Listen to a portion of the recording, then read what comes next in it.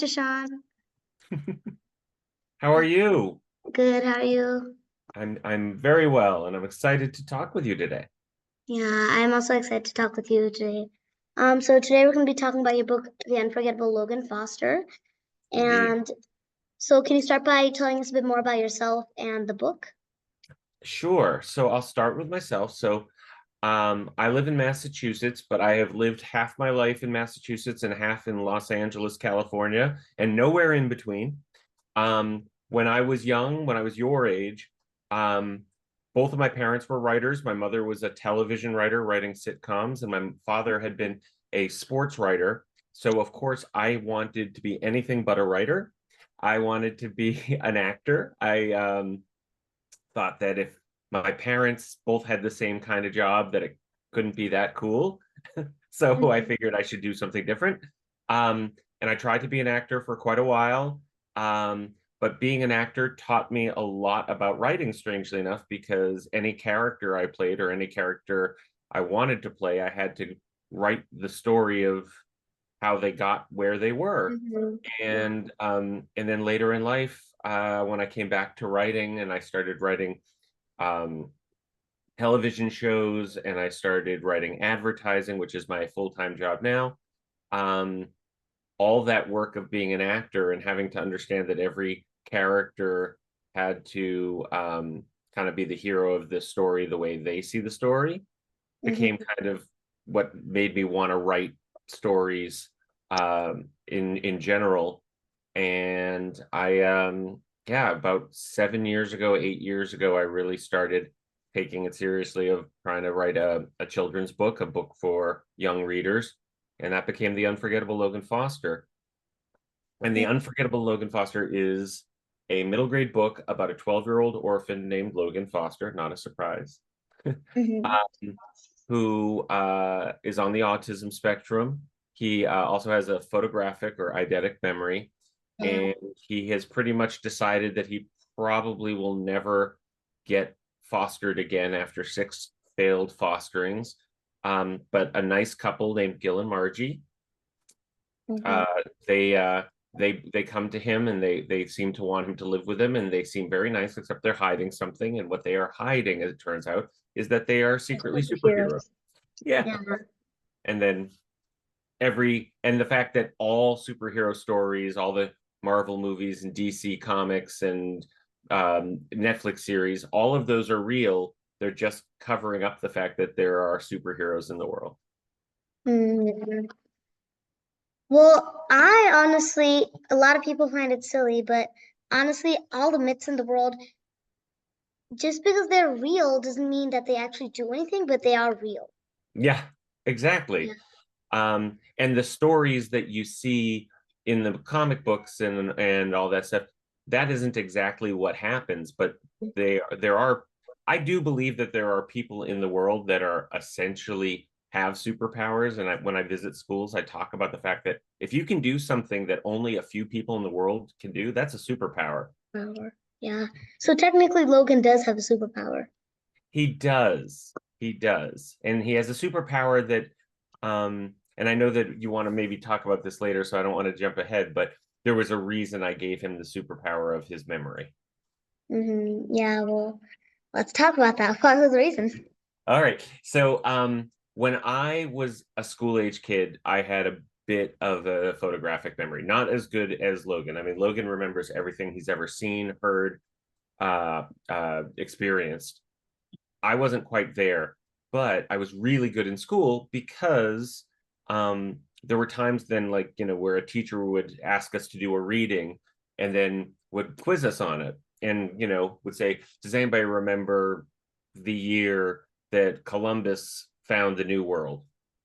And we'd all raise our hands but the thing was, I didn't just know that it was 1492 because I had remembered it. I could actually picture where on the page I had read it sometimes. And so it meant that if I really took time and read and took my notes and stuff like that, like my memory was very good. So when I was coming up with the character of Logan Foster, there are a bunch of elements of him that are very similar to me at his age, but I gave him I gave him the full superpower that I had a little bit of when I was that age. Yeah. Um, so what inspired you to write like the book? Yeah.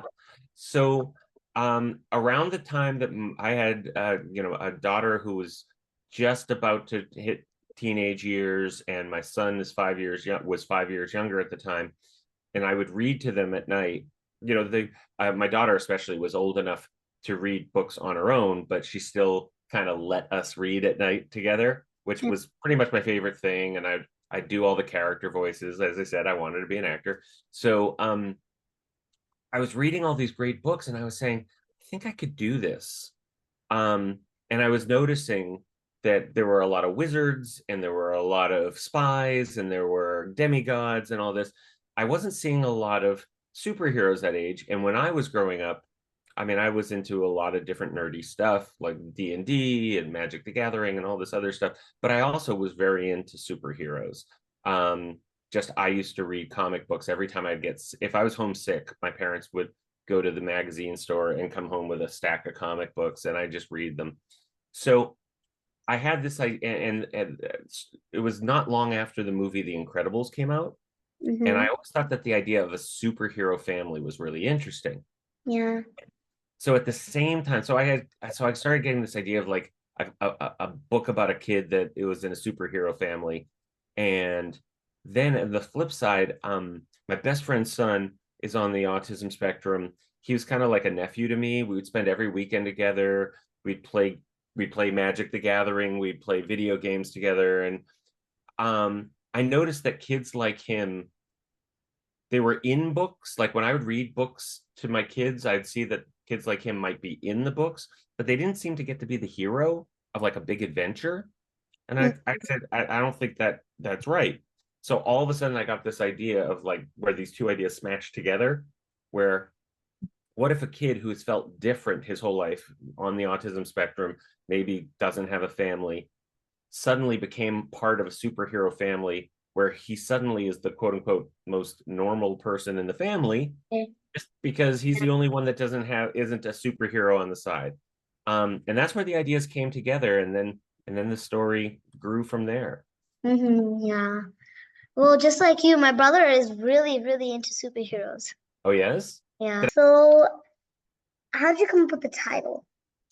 Ah, well, so the title started, of course, with the character's name, and the character's name came from one thing, which was me being really mean, which was I thought the idea of there being an orphan whose last name was Foster was kind of like it's mean, but it's also kind of like ironic. Like if you were named Foster and then you end up a foster kid. But when I wrote the first version of the book and I was telling my daughter about the character, I said, I haven't come up with a name. And I wanted to ask her. I just said, and she was like, I think 13 or 14 at the time. And I said, and I told her all about the character and how I was imagining him. And I said, what do you think his name would be? And she goes, Logan. And I go, why? And she goes, I don't know. He sounds like a Logan to me. Yeah. And so, and that ended up inspiring certain things about like where he was from and where he was found. But I always, once I had his name, I thought the idea of the unforgettable Logan Foster was a great name just because He he can't. can't, he doesn't forget anything, and Right. he's sort of unforgettable because he like saved all these people. Yes, right, exactly. I thought that you nailed it. It's that idea that he can't forget anything, and I hoped that once readers met him, he would be unforgettable to them because of the things he did and the way he sees the world. Yeah. Well, to me, all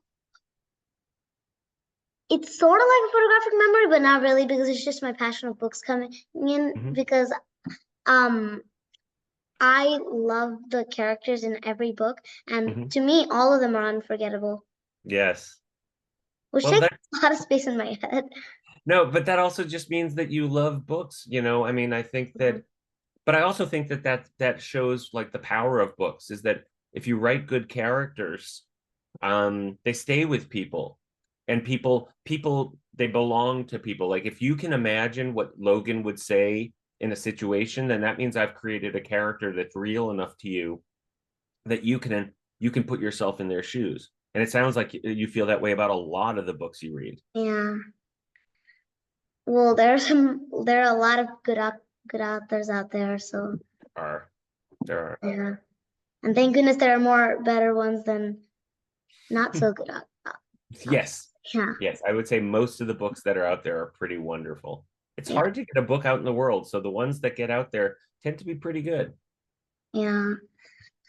So are there any interesting or memorable experiences that influenced that happened in your life that you just slipped into the book, other than you sort of having photographic memories?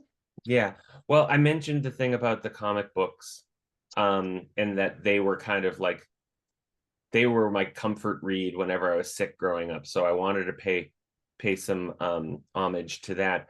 I think the other thing is the location of the whole book. I grew up in Santa Monica, California, and then and then as I got older, lived in West Los Angeles and West LA and Culver City. And the book takes place all around those.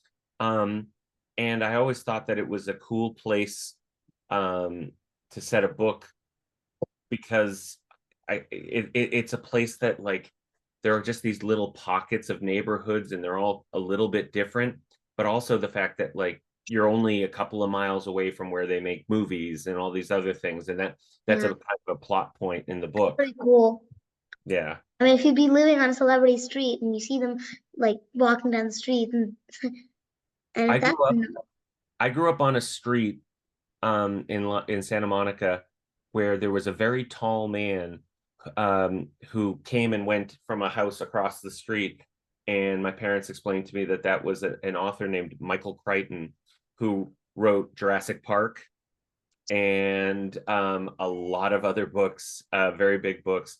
Um, and so it's funny you say that because I was, with my mother being a TV writer, I did get to meet a fair amount of celebrities. But the idea that the person across the street at the time was one of the most successful commercial fiction authors of the 90s, 80s and 90s is it's just amazing. yeah. Um, so how exactly did you come up with the character that is Logan's best friend in the book here? Oh, Um, okay. So Elena? Elena Arguello is his neighbor. She lives next doors.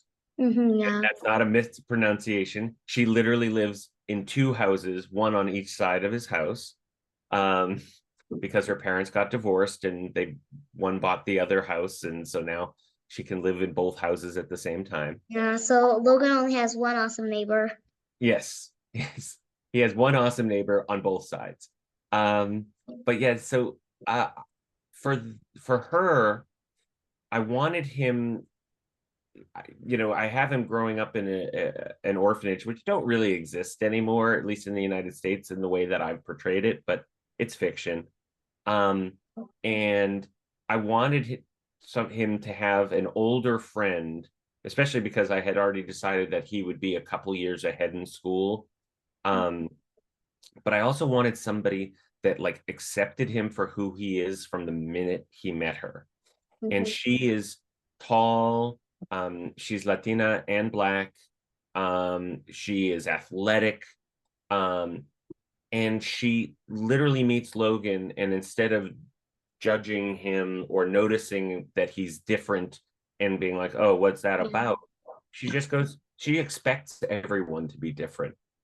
And I think it's one of the first people Logan's ever met in his life, um, that just accepts him exactly the way he is and doesn't get upset by what the way he sees the world. And we learn later, and I don't want to do any spoilers, that there's a reason that she is as accepting of that as she is. Um, but it was really important to me, and he has a little crush on her too. But growing up and being in being a somebody that's in a grade two grades ahead of where he should be and being very small for his age and physically immature, it's fun to write somebody that he likes just as a friend, and if she's just a friend, that's fine. But he is having those little crushy feelings and he doesn't know Yeah. what to do with them because he's never had them before. Yeah. So what message or theme do you hope readers learn from the book? I think the biggest one is this message about that the purpose in our life is to find the people that accept us for who we are. It doesn't mean we can't change and grow, and it's okay to want to change and grow and be a little different than you are today. But Hmm. surround yourself with the people that care about you and will stick up for you exactly how you Yeah. are. Yeah. Um, so how long did it take to write the book, and can you tell us about the process of writing it? Yeah. So when I decided I was going to do it, I gave myself a goal. I said, you need to have a first draft in 1 year. And to do that, I knew that the book would be, somewhere, I knew that it would be about 300 pages of actually like writing, maybe more.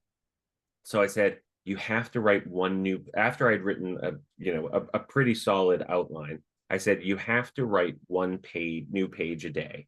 You can't go to sleep until you've written one new page a day. And so I did that. And I may have missed 1 or 2 nights total, but by the time I got about 365 days, so right. And so by about 320 days into that, I had my first draft. And there were some times that I wrote more, and then there were some times that I didn't, but there were very few times I didn't write it at all. And then I went through the whole process of rewriting and rewriting. But the first draft took about 300, just short shy of a year. And then there was a lot of rewriting, including I even rewrote it once. My wife was a fifth grade teacher at the time, and she read a version of the book before it was ever published, before I even had an agent. She read it to her students, and then I came in and I did a visit, and they thought they were getting an author visit, and I was doing research. And so they told me things about my book that made me go back and rewrite a portion of it, like a part of the idea. And so it took from when I started writing to getting an agent and getting it sold took almost 6 years. Now I wasn't writing and rewriting the whole time. It was more like I'd write it, I'd rewrite it, I'd send it out to a bunch of people, I'd get feedback, then I'd go back and do some more rewriting. But when the book sold, they bought the second book, which is right behind me, The Unforgettable Logan Foster and the Shadow of Doubt. And that book I wrote from beginning to end with all the rewrites and all the edit work with the editor in less than a year. So I got quicker, but it's amazing what you can do when you have a deadline. yeah, well,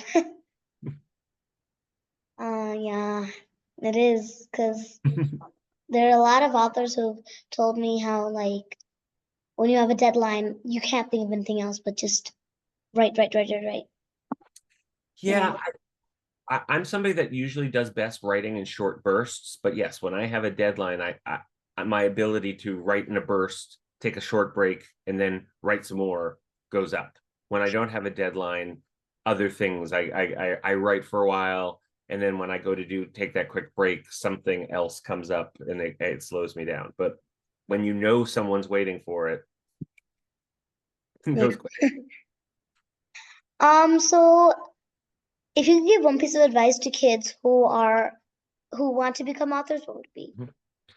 Um, it's not going to be one piece, but the first one's so Yes, short that what?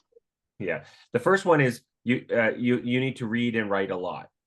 That you don't get better at it by thinking about it. You only get better by either reading to get something from it or writing, Mm, and which is putting it out. But the real big answer is you have to seek out feedback.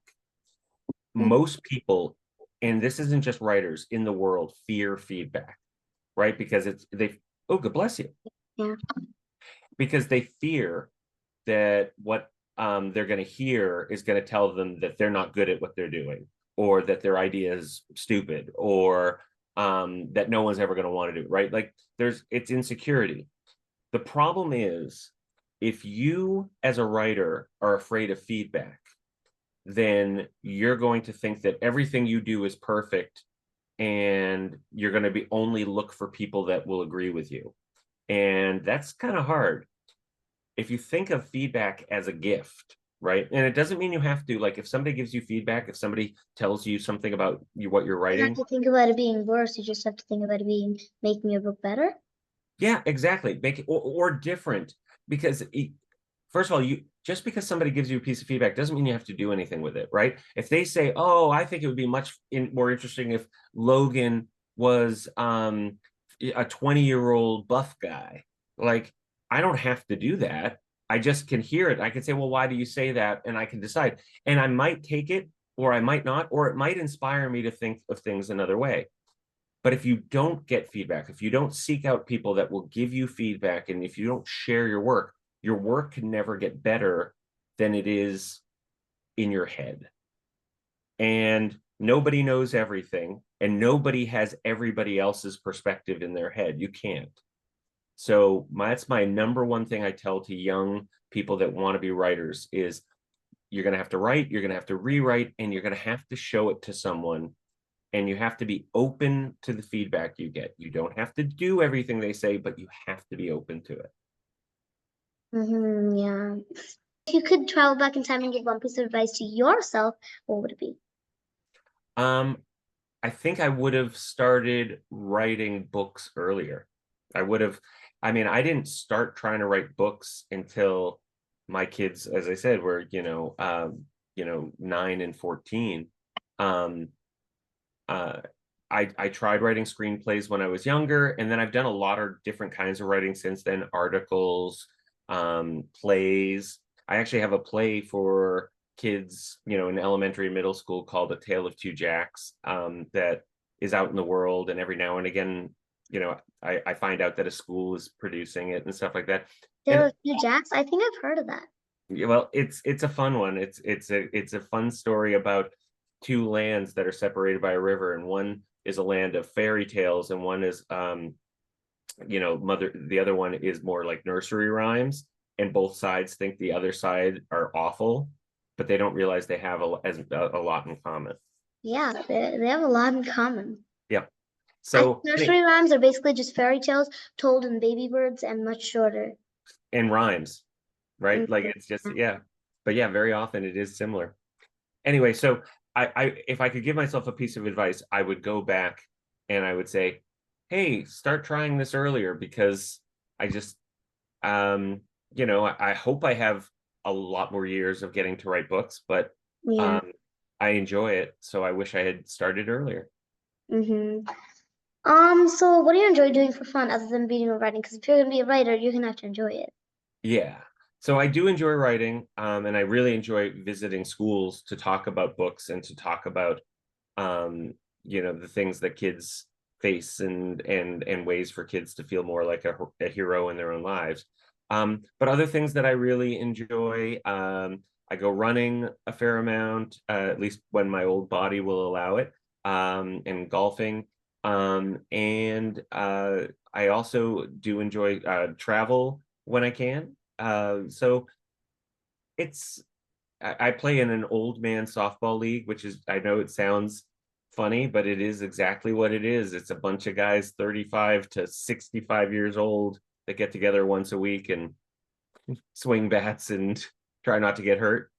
Yeah, So, um, my dad is a tennis team leader. okay. And then there's one other thing that I do that I spend a lot of time on, that I play Dungeons and Dragons. Yeah. Is it fun? Because I've heard about it in a lot of books and Mhm. It is. So, in a lot of ways, playing Dungeons and Dragons is a little bit like being a writer, a little bit like being an actor, and a little bit like being like a scientist or a mathematician, because um, it's a writer because you're helping create a story together. It's an actor because you're playing a character who isn't you and reacting to situations. But then there's this whole math element, and some of it is random chance, but you're like trying to figure out what has a best chance of working. So I think it attracts a certain, like, if those three things are all interesting to you, you'd probably enjoy it. Yeah. Are you planning to write any more books? Yeah, so I would love to write a third Logan Foster. There's one more story I'd like to tell, but that will only happen rather if enough young people like yourself and librarians all say, "Hey, we want to know what's more." Like if they are buying the books and Like a they're saying protest? to, huh? Like a protest? Yeah, well, a protest would work, but I don't even know that it has to be a protest. It could just be an email to them saying, "Hey, when's the third Logan Foster book coming?" If everybody that has told me they want a third Logan Foster book um, were to email HarperCollins and say, "We want a third, when's the third one coming up?" I bet they'd say yes.